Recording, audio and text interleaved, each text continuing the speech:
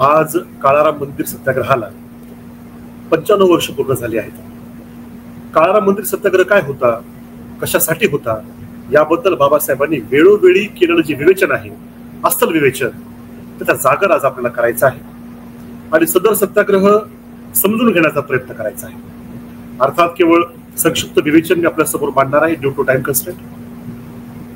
Volume number 5 जे महाराष्ट्र सरकारने प्रकाशित केलेले बाबासाहेबांचे रायटिंग स्पीचेस खंड आहे, त्यामध्ये चॅप्टर नंबर 26 जर आपण वाचा, अ वॉर्निंग टू द अनटचेबल्स, त्या लेखामध्ये अतिशय महत्वपूर्ण नोंद बाबासाहेब आंबेडकर करतात की प्रस्थापित विषमता, अमानवी जी व्यवस्था असते त्याच्या विरोधामध्ये बंड करणं हे सर्व देशातील पिळलेल्या वर्गाचं एक नैसर्गिक स्वभाव आहे आणि त्यांच्या इतिहासाचा जो अभ्यास करणारा विद्यार्थी असतो तो अचंबित होतो. तर कशाला अचंबित होतो, तर जो पिळलेला वर्ग आहे, पिळलेला वर्ग आहे, तो विजयश्री कशी खेचून आणावी, तो आणण्याचा मार्ग कोणता, याचा जो विचार करतो त्यावरून तो अचंबित होत असतो. थिओलॉजिकल एज किंवा ज्याला आपण धर्मशास्त्री युग किंवा प्राचीन काळाच्या बद्दल आपण जेव्हा इतिहास जाणण्याचा प्रयत्न करतो तेव्हा लोक या आशेवर जगत होते की स्पिरिच्युअल फोर्सेस ज्या आहेत, आध्यात्मिक शक्ती, त्या नम्र आणि सज्जन लोकांना पृथ्वीचं वारस बनवतील. आधुनिक काळात ज्याला धर्मनिरपेक्ष युग आपण म्हणतो किंवा 18व्या शतकाच्या आसपास जर आपण बघाल तर गोरगरीब जी जनता आहे, पिटलेली जनता आहे, विषमतेने बरबटलेली जी जनता आहे, ती अशा आशेने जगत होती की फोर्सेस ऑफ हिस्टॉरिकल मटेरियलिझम, ऐतिहासिक भौतिकवादाच्या शक्ती ज्या आहेत त्या आपोआप सत्ता आणि शक्ती बलाढ्याकडून खेचून घेऊन, हिसकावून घेऊन नाहिरे वर्गाच्या, दुर्बलांच्या हातात येतील. या वैचारिक परिप्रेक्षात बहिष्कृत वर्गाचं आपण जर हिंदू सोशल ऑर्डर ज्याला म्हणतो, which is particularly brahmanical social order, ज्या विरोधामध्ये जे बंड आहे त्याचं निरीक्षण जर केलं तर लक्षात येईल की अस्पृश्य वर्ग, जो बहिष्कृत वर्ग, याने कधीही स्पिरिच्युअल फोर्सेस आणि हिस्टॉरिकल मटेरियलिझमचे फोर्सेस यांना विजयासाठी, विशेष करून बहिष्कृतांच्या, मदत करू शकणार नाहीत. ही गोष्ट सिद्ध केली आणि तसे ते मानत पण नव्हते. हे अधोरेखित बाबासाहेबांनी त्या ठिकाणी केलेलं दिसतं. आणि पुढे बाबासाहेब म्हणतात, मग कशाने ही विजयश्री आम्ही खेचून आणू, काय करायला हवं आम्हाला?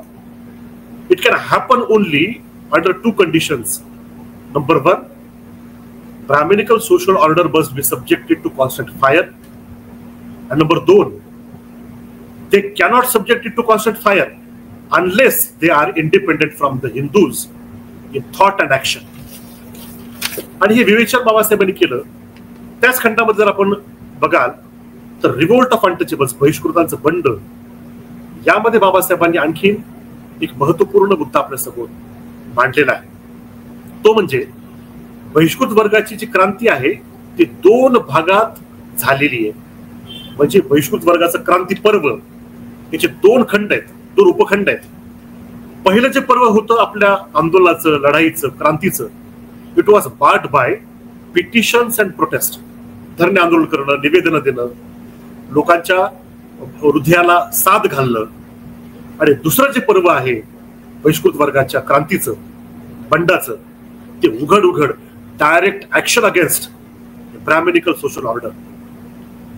आणि हे जे उघड बंड, direct action against brahmanical social order, Babasaheb अधोरेखित करतात आणि सांगतात काही महत्वाचे जे बंड आम्ही केले त्याची नोंद बाबासाहेबांनी त्या ठिकाणी केलेली आहे. उदाहरणार्थ त्रावणकोरमध्ये वायको मंदिर जे आहे त्याच्या बाजूचा जो रस्ता होता तो रस्ता अस्पृश्यांना त्यावरून चालण्याला बंदी, मज्जा होती. आणि त्याच्या विरोधामध्ये तिथल्या त्रावणकोरमधील बहिष्कृत बांधवांनी, भगिनींनी फार मोठा सत्याग्रह केला 1924ला. याचा परिणाम काय झाला तर सरकार आणि तिथल्या स्पृश्य हिंदूंनी सोयीनं बाजूला त्यांच्यासाठी रस्ता करून दिला. म्हणजे मूळ पर्पजसाठी ज्या सत्याग्रह केला होता तो उद्देश मात्र पूर्ण होऊ शकला नाही, बाकी राहिला. ह्या direct action against brahmanical social ऑर्डरच्या दुसरा जो टप्पा होता तो अतिशय महत्वपूर्ण, पहाड चौदार तळ्यावरील धर्मसंघर्ष. त्याचा परिणाम काय झाला? हायकोर्ट, बाबासाहेब सांगतात की बॉम्बे हायकोर्टनं त्या महाड चौदार तळ्याच्या जे आहे त्या ठिकाणी बहिष्कृतांना पाणी पिण्याचा अधिकार आहे की नाही यावर निर्णय दिला, परंतु मुख्य जो इश्यू होता, प्रमुख मुद्दा होता की अस्पृश्यता व्हॅलिड आहे की नाही यावर मात्र हायकोर्टनं भाष्य टाळलं.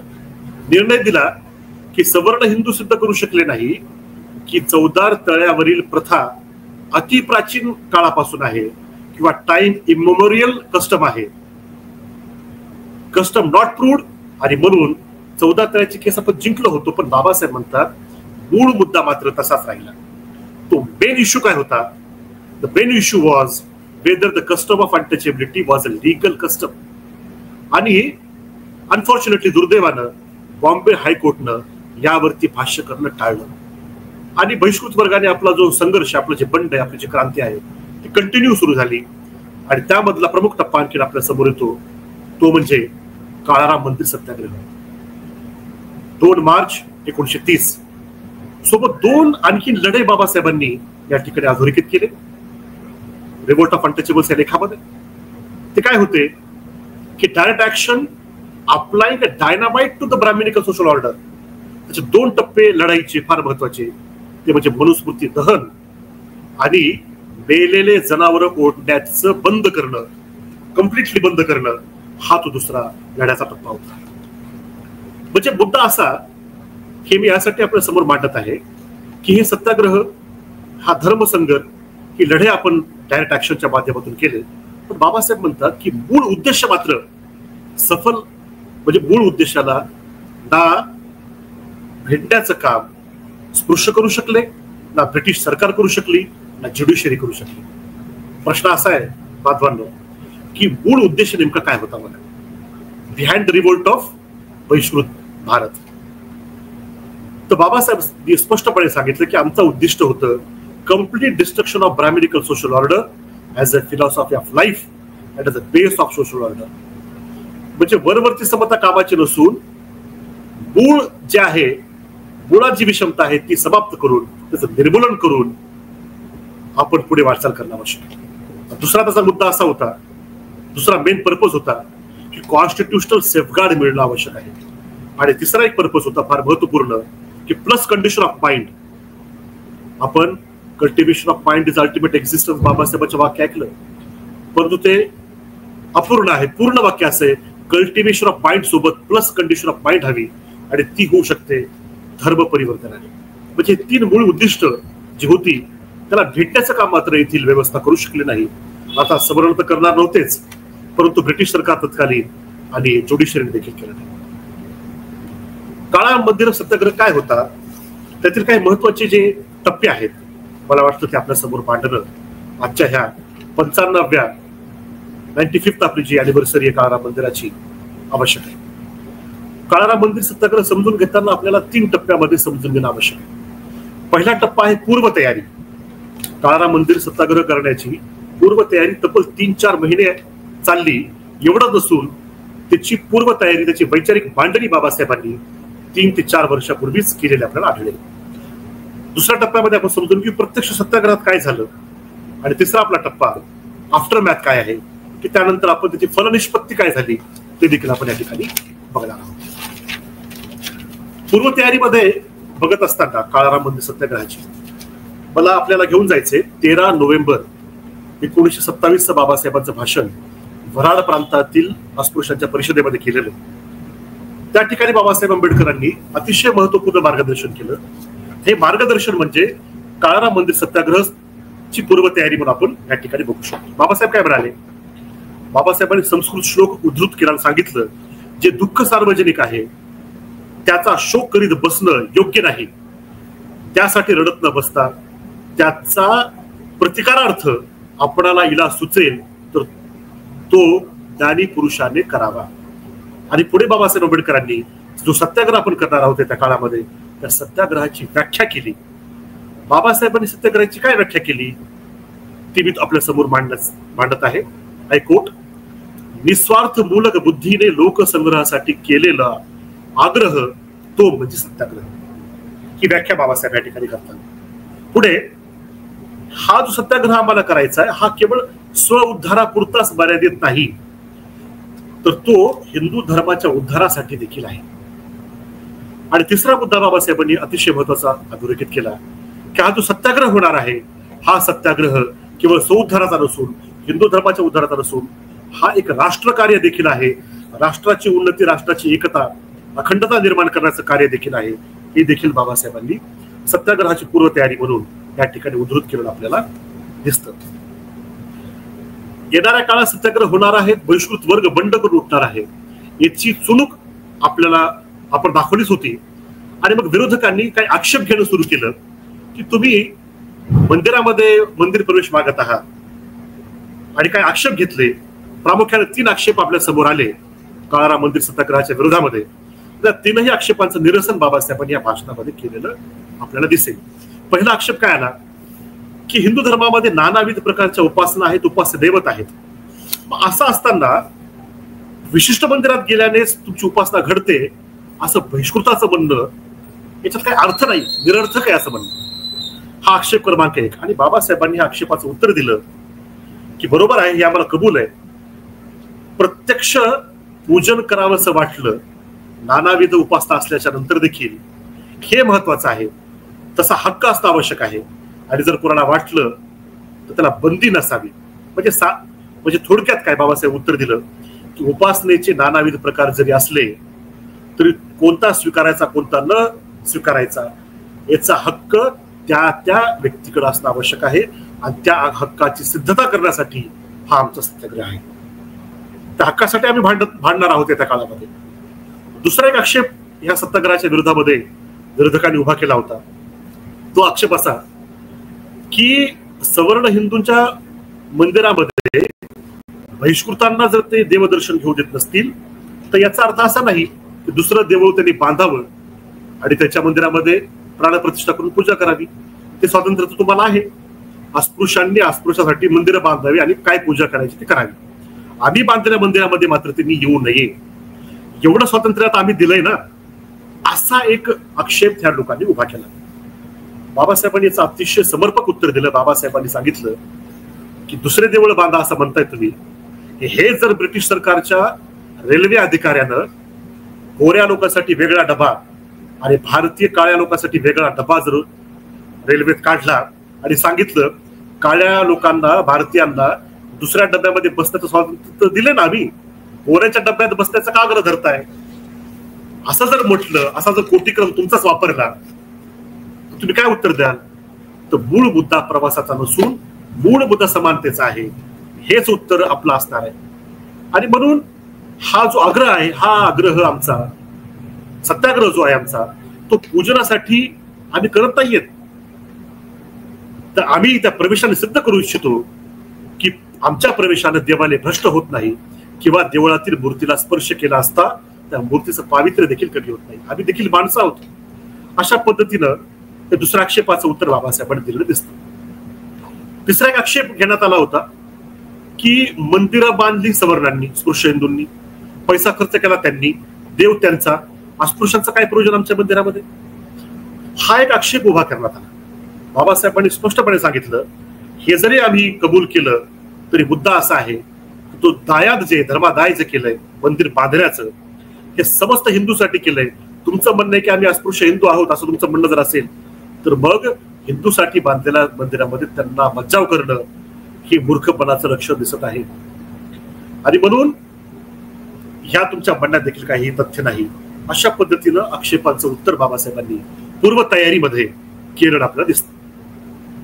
तिसरा मुद्दा बाबासाहेब सांगतात की हा जो सत्याग्रह करायचा आहे हा नेमका कोणाविरुद्ध असणार आहे. स्वाभाविकपणे आपल्याला वाटेल की हा लढा, हा सत्याग्रह स्पृश्य हिंदूंच्या विरोधात आहे.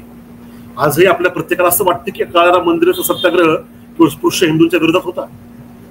तर बाबासाहेबांनी याचं उत्तर 27लाच दिलं, 1927ला.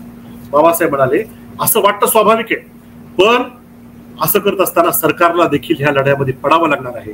आणि ब्रिटिश सरकारनं जर यात पड खाल्ली आणि यामध्ये लिगॅलिटीचा मुद्दा जर समोर केला तर आमचा लढा हा ब्रिटिश सरकार विरोधात आहे, हे देखील या ठिकाणी मी अधोरेखित करतो. आणि जर ब्रिटिश सरकारने असं केलं तर आम्ही संयुक्त राष्ट्रसंघात जाऊ आणि इंटरनॅशनल कोर्ट ऑफ जस्टिस मध्ये जाऊ, असं बाबासाहेबांनी 1927ला उद्धृत केलं आपल्याला दिसेल. हा लढ्याचा रोष विरोध आहे याचं विवेचन बाबासाहेबांनी या भाषणात केलं आपल्याला दिसतं. चौथा मुद्दा असा की सत्याग्रह जो करणार आहे तो कोणी करायचा, तर तो विशेषतः तरुण मुलांनी समोर आलं पाहिजे आणि 5,000 तरुण मुलांनी एक जथ्था म्हणून एक संघटित होऊन समोर यावं असं आवाहन बाबासाहेबांनी काळाराम मंदिर सत्याग्रहाच्या या पूर्व तयारीच्या वेळेस केलेला आपल्याला दिसतो. काही लोकांनी उपदेश देणं सुरू केलं होतं. काही जे स्पृश्य हिंदूचे चिंतक, तथाकथित हितचिंतक, त्यांनी असे सल्ले देणं सुरू केले. ते 3 सल्ले होते. त्या 3 सल्ल्यांचा देखील खरपूस समाचार बाबासाहेबांनी घेतलेला दिसतो. पहिला सल्ला काय दिला की मंदिर प्रवेश न देणं हा धर्माचा अंतर्गत मुद्दा असल्यामुळे तो ठरवणारा अधिकारी स्पृश्य हिंदू वर्ग आहे. ते ठरवतील आणि आपसात ठरवू आणि मग तुम्हाला कळवू तुम्हाला मंदिर प्रवेश द्यायचा का नाही द्यायचा. तोपर्यंत तुम्ही कुठल्याही पद्धतीचं आंदोलन करू नका. दुसरा त्यांनी असं सल्ला दिला की काही स्पृश्य हिंदू थोडे बहुत सहानुभूतीधारक आहेत अस्पृश्यांच्या बहिष्कृतांच्या लढाईसाठी. जर तुम्ही अशा पद्धतीचे सत्याग्रह कराल, लढे द्याल, तर तुम्ही ती सहानुभूती गमावून बसाल. बाबासाहेबांनी तशी सहानुभूती जर तुम्ही देत असाल तर ती तुम्हालाच लखणार असो. आणि तिसरं फार महत्वाचा मुद्दा तो असा, काही लोकांनी सल्ला दिला, त्या काही मध्ये अनेक लोक होते, सत्याग्रह ज्यांनी केले असे पण लोक होते, तथाकथित राष्ट्रपिता पण होते. त्यांनी असा सल्ला दिला की सत्याग्रह करावा पण स्वकीयाविरुद्ध करू नये, तर परकीयाविरुद्ध करावा. आणि याचं उत्तर बाबासाहेबांनी दिलं. मला वाटतं ते उत्तर ह्या सत्याग्रहाच्या पूर्वतयारीनिमित्त अतिशय महत्वाचं होतं. ते मी उद्धृत करणं मला वाटतं माझं कर्तव्य आहे. व्हॉल्यूम नंबर 18 भाग 1 मध्ये पृष्ठ क्रमांक 80-81 वर आपण ते वाचू शकता. हायकोर्ट की हा सत्याग्रह जो आम्हाला करायचा आहे त्याचं आणि महाभारताचं एक प्रकारचं मूल्यमापन बाबासाहेबांनी याच्यामध्ये केलेलं आहे. काय म्हणतात बाबासाहेब? हायकोर्ट, ज्या वस्तूसाठी अर्जुन सत्याग्रह करीत होता त्या वस्तूला, ज्या वस्तूसाठी अस्पृश्य लोक सत्याग्रह करणार आहेत त्या वस्तूच्या मानाने फुटक्या कवडीचीही किंमत नाही. पांडव राज्यासाठी भांडत होते, अस्पृश्य लोक माणुसकीसाठी भांडत आहेत. माणुसकी गेल्याने माणसाचे सर्वच काही जाते, परंतु राज्य गेल्याने माणुसकी तरी शिल्लक राहते. राज्या वाचून पांडव काही मेले नसते, पण माणुसकी वाचून अस्पृश्य लोक जिवंतपणे मेलेले आहेत. राज्यासारख्या क्षुल्लक ध्येयासाठी जर पितृहत्या, गुरुहत्या, बंधुहत्या, कुलक्षय यासारखी घोर कर्मे कराव्यास अर्जुनाला श्रीकृष्ण सांगतो, तर माणुसकी कमावण्यासारख्या अत्युत्तम ध्येयासाठी साधा हटयोग देखील अस्पृश्यांनी करू नये असं स्पृश्याने आम्हाला सांगणं हा निव्वळ बाष्कळपणा आहे. यापेक्षा आणखी कोणता खरपूस समाचार घेणं बाकी होतं हे आपण चिंतन करू शकतो. आणि अशा पद्धतीने ही पूर्वतयारी झालेली दिसते. आक्षेपकांचे उपदेश करणाऱ्यांचे जे मुद्दे होते बाबासाहेबांनी त्याच्यामधला त्यांना उत्तर दिलं, त्यांना निरुत्तर केलं आपल्या ठिकाणी दिसतं. 6वा मुद्दा असा की 1929 ला महार संघाची स्थापना झाली होती आणि अनेक तरुणांनी मिळून गावोगाव फिरून हे येणाऱ्या सत्याग्रहासाठी, येणाऱ्या लढाईसाठी 10,000 रुपयाचा फंड देखील गोळा केला होता आणि 15,000 रुपयाचा निधी त्या काळामध्ये जमा झाला होता. हे देखील त्या पूर्वतयारीची आपल्याला बघत असताना लक्षात घेणं आवश्यक आहे. सत्याग्रहाचा दिवस उजाडतो मित्रांनो, भावांनो, 2 मार्च 1930 ला. आणि त्या दिवशी काळाराम मंदिर नाशिक येथे बाबासाहेब येतात आणि बाबासाहेबांनी त्या ठिकाणी एक महत्वपूर्ण मार्गदर्शन केलं आपल्याला आढळेल. आणि त्या मार्गदर्शक तत्वामध्ये आणखीन एक मुद्दा अतिशय महत्वाचा मला वाटतं आहे तो आपल्या समोर मांडावा. बाबासाहेब म्हणतात की काळाराम मंदिराचा सत्याग्रह जो आहे it is a appeal to Hindu mind. हे जे आम्ही सत्याग्रह करत आहोत ही सत्याग्रह म्हणजे परीक्षा आहे, ही चाचणी आहे. ही चाचणी कशाची? टू टेस्ट, टू जज the high caste Hindu mind आणि whether they are and their mind is going to accept untouchables as a human beings. असं ते ऍक्सेप्ट करणार आहेत का? म्हणजे काळाराम सत्याग्रह आणि त्यांची मानसिकता, त्या मानसिकतेची चाचपणी आहे, चाचणी आहे, परीक्षण आहे, ही बाबासाहेब त्या ठिकाणी सांगतात. यावेळेस अनॅलिसिस ऑफ कास्ट मध्ये बाबासाहेब जसं म्हणतात की कास्ट इज अ नोशनल केस म्हणजे नोशनल गोष्ट आहे ती मानसिक स्थिती आहे आणि मनोस्थिती जोपर्यंत बदलत नाही तोपर्यंत जातीय स्थिती निर्मूलन होणार नाही. हे देखील मला वाटतं या ठिकाणी त्या निमित्तानं अधोरेखित व्हावं. मंदिरामध्ये दगडाचा देव आहे, त्याच्या दर्शनाने त्याच्या पूजेने आमच्या समस्येचं समाधान होईल असा आमचा समज नाही किंवा असं आमचं म्हणणं पण नाही. आमचं कशासाठी आम्ही सत्याग्रह करत आहोत याचा सुतोवाच बाबासाहेबांनी 2 मार्च 1930 पुनश्च केला. आणि बाबासाहेब सांगतात माय प्रिन्सिपल पोझिशन आहे काय, satyagraha is an effort to bring about a change of a heart among the Hindus. मला हिंदूंचं हृदय परिवर्तन करायचं आहे, त्यासाठी मी इथं काळारामाच्या मंदिरासमोर आलेलो आहे. 2 मार्चला दुपारी 3 वाजता चर्चा झाली आणि याचा परिणाम होऊन एवढं लोकांना appeal to the Hindu mind, त्यांचं हृदय परिवर्तन करायचंय असं सांगून देखील तिकडून काय प्रतिक्रिया आली तर मंदिराचे दरवाजे बंद करण्यात आले. आणि मंदिराचे दरवाजे बंद केल्याच्या नंतर सत्याग्रहींना बाहेर ताठळत उभं करण्यात आलं. आणि जो पहिला दिवस होता त्या दिवशी सत्याग्रहींनी ठरवलं की पूर्ण नाशिकमध्ये काळाराम मंदिराच्या आसपास रॅली काढणं. त्या रॅलीमध्ये मिलिटरी बँड होता, महिलांचा लक्षणीय सहभाग आपल्याला त्या ठिकाणी दिसतो. आणि ते जे मंदिर आहे त्या मंदिराला 4 दरवाजे आहेत. त्या 4 दरवाज्यावरती कशा पद्धतीने सत्याग्रह करायचा याचा एक ब्लू प्रिंट बाबासाहेब त्या ठिकाणी दिली. प्रत्येक दरवाज्यावरती 125 पुरुष आणि 25 महिलांचा जथ्था एकाच्या नेतृत्वाखाली उभा करायचा असं ठरलं. उत्तर दरवाज्यावरती पतित पावन दासजी, दक्षिणेकडील दरवाज्यावरती बापूसाहेब राजभोज, पूर्वेकडील दरवाज्यावरती कचरू साळवे आणि पश्चिमेकडील दरवाज्यावरती शंकरदास अर्जुनदास यांच्या नेतृत्वाखाली सत्याग्रही त्या ठिकाणी कंबर कसून उभे राहिले, बसले आणि सत्याग्रहाला सुरुवात झालेली आपल्याला दिसते. बाबासाहेब आणि भाऊराव गायकवाड साहेब यांनी या सर्व सिच्युएशनला कंट्रोलिंग भूमिका त्या ठिकाणी निभवलेली आपल्याला दिसते. पुढे त्या क्रोनॉलॉजीमध्ये आपण जेव्हा बघतो 2 मार्चला अशा पद्धतीने सत्याग्रही येणार आहेत, आलेले आहेत हे बघितलं असता स्पृश्य हिंदूंनी काय केलं, ब्रिटिश सरकारला कंप्लेंट केली आणि SP ऑफिस नाशिकचं उठलं आणि मंदिराच्या समोर टेंट मारून त्या ठिकाणी बसलं. त्या ठिकाणी 2 फर्स्ट क्लास मॅजिस्ट्रेट देखील बसवले, म्हणजे 2 जज, सुप्रिंटेंडेंट ऑफ पोलीस त्या ठिकाणी येऊन बसला. आणि त्यांनी स्पष्टपणे सांगितलं सत्याग्रहींना की तुम्हाला आतमध्ये जाण्याचा अधिकार नाही, because there is no custom like that. अशा पद्धतीने ब्रिटिश सरकारनं देखील या ठिकाणी भूमिका घेतली की बहिष्कृत वर्गाला अधिकार नाही. 1 महिना दरवाजे बंद राहिले आणि त्यावेळेस दरवाजे बंद आहेत तर मग बाकीचे जे भक्त मंडळी आहे ती कशी मनात प्रवेश करेल, कशा पद्धतीनं पूजन करेल, त्यांचं देखील बंद झालं.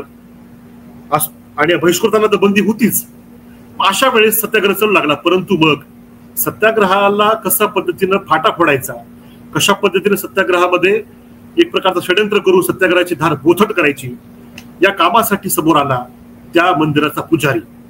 आणि त्या पुजाऱ्याने काय केलं, त्याच्या घरातून, त्याचं घर मंदिराच्या जवळच, त्याच्या घरातून मंदिरात जाण्याचा एक गुप्त दरवाजा होता. तो दरवाजा त्याने उघडा केला आणि त्यातून स्पृश्य हिंदूंना एंट्री त्यानं सुरू केली. सत्याग्रहीने विरोध केला, दरवाजे बंद तर सर्वांसाठीच बंद करा ना. पोलिसांनी ते बंद दरवाजे केले. तर ह्या पद्धतीने पुजारी जो षड्यंत्र करत आहे त्याला आमचा विरोध आहे. पोलिसांनी म्हटले की ते त्याचा वैयक्तिक मामला आहे, आम्ही याच्यात काही करू शकणार नाही.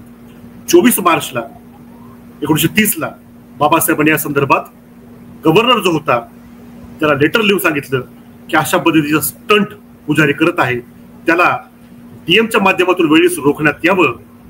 त्याला देखील जो त्या ठिकाणचा कलेक्टर होता त्या कलेक्टरनं दुर्लक्ष केलं.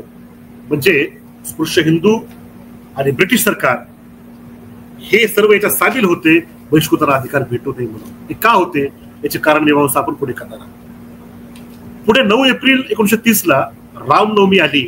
रामनवमीला रथयात्रा असते असं त्या ठिकाणची प्रथा आहे. आणि मग रथयात्रा काढायची दरवाजे तर बंद आहेत, बाहेर सत्याग्रही बसलेत. अशा वेळी काय करायचं, तर अशा वेळी कॉम्प्रोमाइज करण्यासाठी स्पृश्य वर्ग समोर आला, तह केला. तहामध्ये ठरलं तुमचे 50 माणसं, आमचे 50 माणसं, आपण रथ ओढू, तुम्ही तयार आहात का? तर बाबासाहेब म्हणले ओके, असा तह होत असेल तर मी याला रेडी आहे. आणि अशा पद्धतीने तह केल्याच्या नंतर जंटलमन कॉन्ट्रॅक्ट जेव्हा होतो तो पाळतात. परंतु या ठिकाणी स्पृश्य हिंदूंनी काय केलं, तो अग्रीमेंट तर केला, तह तर केला, पण तो मात्र पाळला नाही. तसाही रथ बाहेर काढला, तो रथ पळवत समोर घेऊन गेले आणि जसंही बहिष्कृत वर्गाचे जे लोक होते उभे रथाला पकडण्यासाठी पुढे गेले, तर पोलिसांनी त्यांना रायफलच्या बटन मारलं, पॅटर्न मारलं आणि सर्वांना तिथून हटवून लावण्याचा प्रयत्न केला. भयानक दंगा त्या ठिकाणी यामुळे धुमश्चक्री माजली. या धुमश्चक्रीमध्ये लहान लेकरं, बाया, माणसं, वृद्ध यांना मारहाण करण्यात आली. यांचे कपडे, यांचे आणलेले अन्न, वस्त्र यांना जाळण्यात आलं. एवढंच नाही, यांच्या बैलगाड्या उचलून गोदावरी नदीमध्ये फेकून देण्यात आल्या. हे सर्व ब्रिटिश पोलिसांनी केलं. म्हणजे जे स्पृश्य हिंदू आज आम्हाला सांगतात की ब्रिटिशांनी खूप अन्याय केला, खूप अन्याय केला. भीमा कोरेगावच्या वेळेस ते म्हणतात की बाबा हे बघा, हे भीमा कोरेगावचं गुणगान गायला लागले. त्या स्पृश्य हिंदूंनी ब्रिटिशांच्या हातात हात मिळवून बहिष्कृतांचे डोके फोडले, हे मात्र ते सोयीने विसरतात. हे देखील मला वाटतं त्यांना कुठेतरी लक्षात यावं, असं आपण आवाहन करणं या ठिकाणी आवश्यक आहे.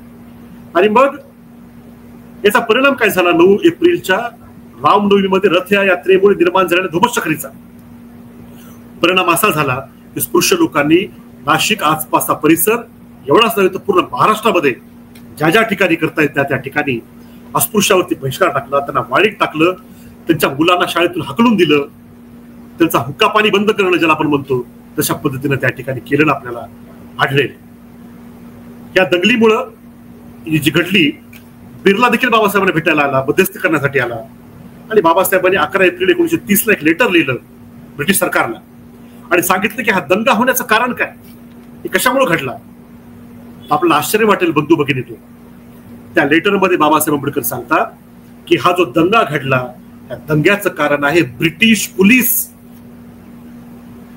व्हॉल्यूम 17 पार्ट 1 तुम्ही वाचा. 11 एप्रिल 1930 बाबासाहेबांचं भाषण त्या काळाराम मंदिर सत्याग्रहाच्या वेळेस.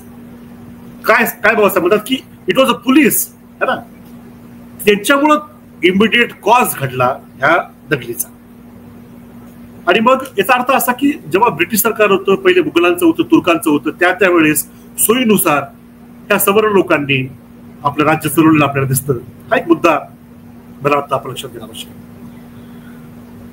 एवढंच नाही, आपल्याला आश्चर्य वाटेल, क्रिमिनल प्रोसिजर कोड CRPC चा उपयोग करून सेक्शन 147 सबसेक्शन 3 ऑर्डर काढली ब्रिटिशांच्या कलेक्टरनं. ती ऑर्डर काय होती मी तुम्हाला वाचून दाखवतो. Part number 17 volume 17 part number 1 मध्ये पेज नंबर 193 वरती ऑर्डर उपलब्ध आहे.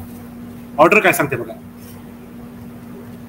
कलेक्टर लिहितो, on the whole I believe that untouchables have neither the right to approach the 4 kund, कुंड आहेत बाजूला, bathing pools, nor to bath in them. Therefore, under section 146 subsection 3 of the CRP code, I hereby prohibit all bahar, bang, चांभार, धेड, भंगी and other untouchable. म्हणजे फक्त बहारांना बंदी होती असं पण नाही, इतर शेड्यूल कास्ट जाती आहेत ना, त्यांनी पण ध्यान देऊन ऐकावं. ऑर्डर निघाली होती.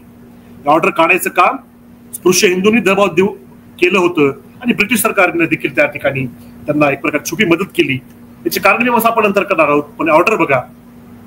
बहार, बांग, चंभार, धेड, भंगी आणि इतर अस्पृश्य जातींना exercising their alleged right of proceeding and bathing in Lakshman Ghat, Dhanushya Ghat, Ram Ghat आणि सीताकुंड या ठिकाणी त्यांना बंदी करण्यात यावी असं त्यांनी ही ऑर्डर काढली. ऑर्डर मध्ये पुढे काय म्हणतो तो, until they obtain from civil court an order entitling them to bath there.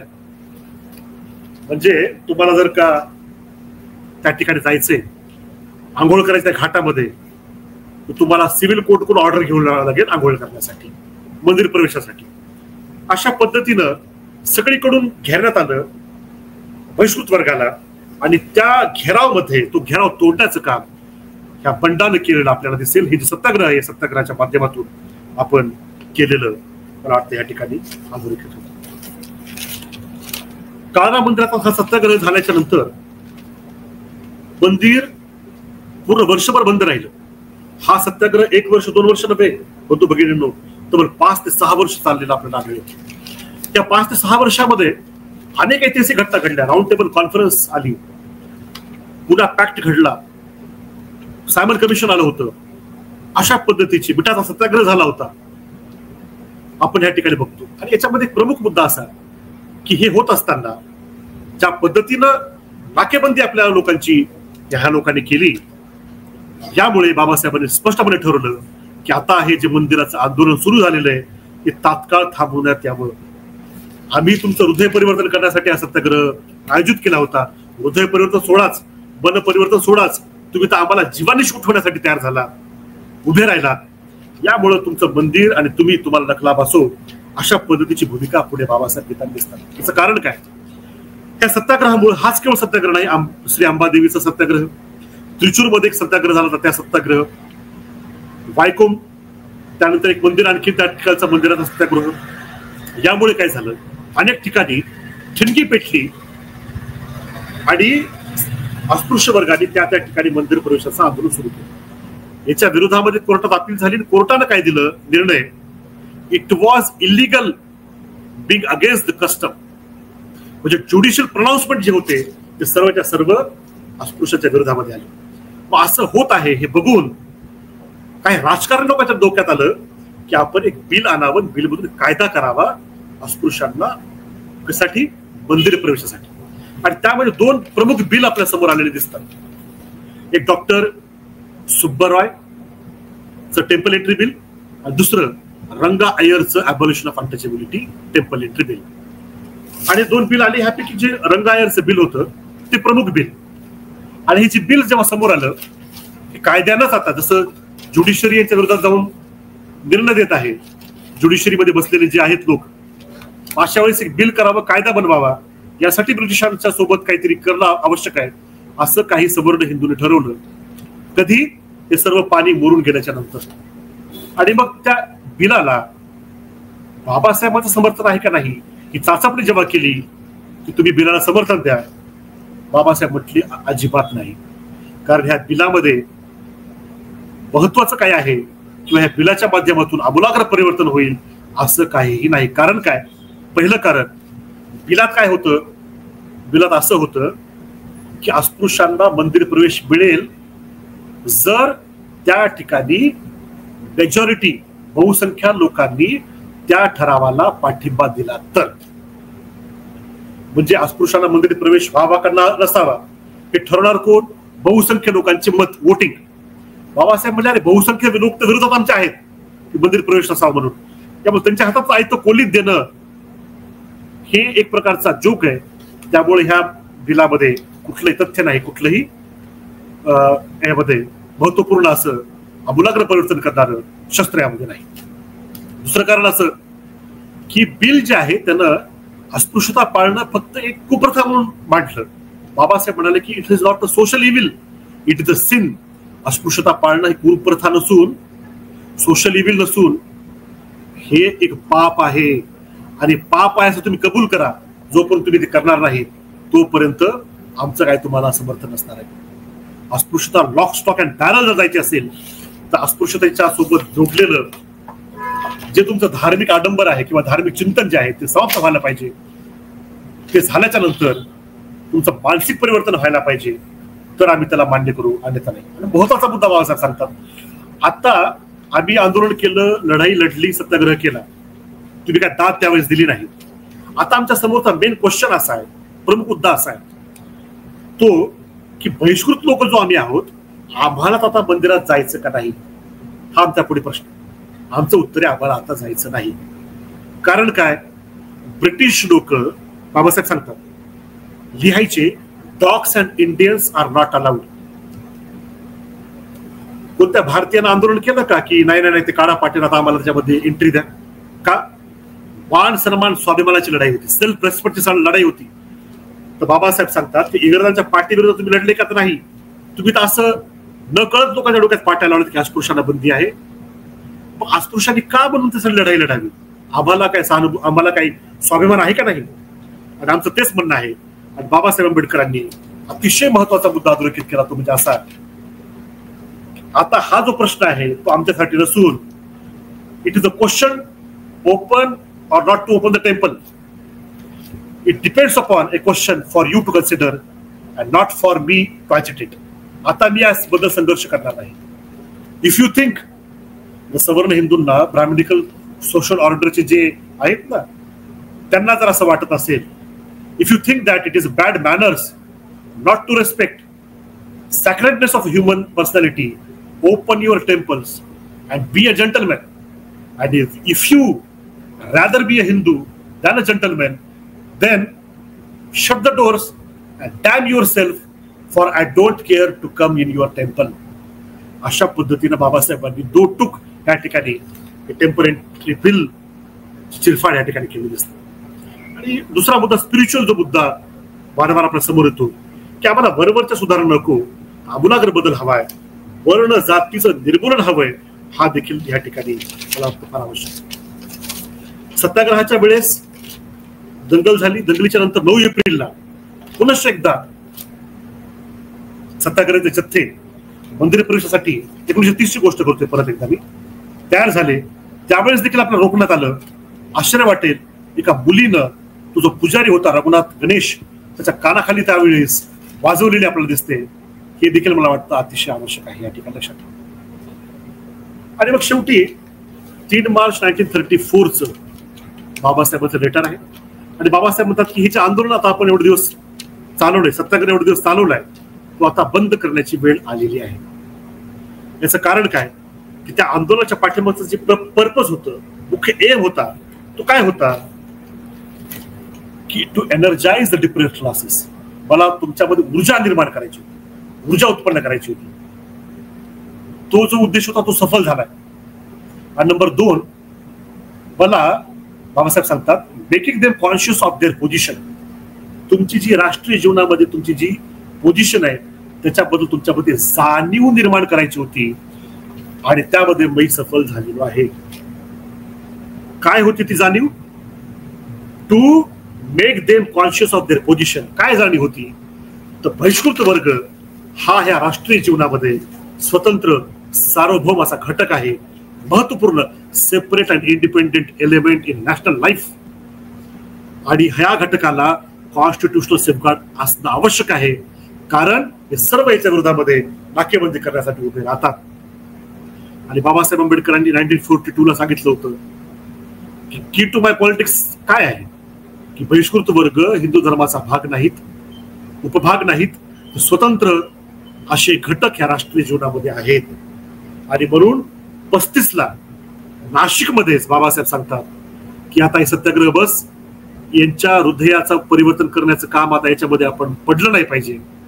आपलं जी आपल्याकडली जेवढी काही तन मन धन आहे अपव्यय आपण आता करू नये. आता आपण सौद्धारासाठीची लढाई लढू, त्यासाठी आता आपण आपलं खर्च घालू. आणि म्हणून मी हिंदू म्हणून जन्मलो पण हिंदू म्हणून मरणार नाही, ही घोषणा त्याच ठिकाणी आपल्याला केलेली 1935 ची काळाराम मंदिराची फलनिष्पत्ती त्या ठिकाणी आपल्याला दिसते. आणि पुढचा इतिहास आपल्याला माहितच आहे. शेवटी फक्त एकच मुद्दा मी सांगतो आणि या ठिकाणी थांबतो की काळाराम मंदिराच्या वेळेस अग्रीमेंट केला, पण तह केला होता की रथ दोघांनी मिळून ओढावा. तो तह त्यांनी ब्रेक केला, भंग केला. पुन्हा पॅक्ट आपण केला होता, तो पुन्हा पॅक्टचा देखील भंग केलेला आपल्याला आढळेल. याबद्दल बाबासाहेबांनी प्रचुर लिखाण केलेलं आपल्याला दिसतं. आणि तिसरं म्हणजे प्रमुख जी गोष्ट आहे, भारतीय संविधान देखील ब्राह्मण, क्षत्रिय, वैश्य, शूद्र, अनुसूचित जाती, जमाती, महिला, इतर मायनॉरिटीज मध्ये झालेला एक तह आहे. आणि तो तह आपण कबूल केला. कशामुळे? कारण त्या तहामध्ये आपल्याला काही संविधानिक संरक्षण प्रावधान भेटले होते. म्हणून ते संविधानिक संरक्षण प्रावधान आज 95 वर्ष झाले काळाराम मंदिर सत्याग्रहाला. काय दिसते आपल्या आजूबाजूला बघा, इंच बाय इंच तोडत आहेत, भंग करत आहेत. आणि अशा भंगलेल्या सामाजिक तहाच्या काळात आपण जगत आहोत. हे भान मला वाटतं काळाराम मंदिर सत्याग्रहाच्या 95व्या वर्षानिमित्त आपल्या सर्वांना येणं आवश्यक आहे. एवढी मांडणी मी आपल्या समोर करतो. आपले सर्वांचे धन्यवाद. सर्वांना पुनश्च एकदा क्रांतिकारी जय भीम, जय भारत.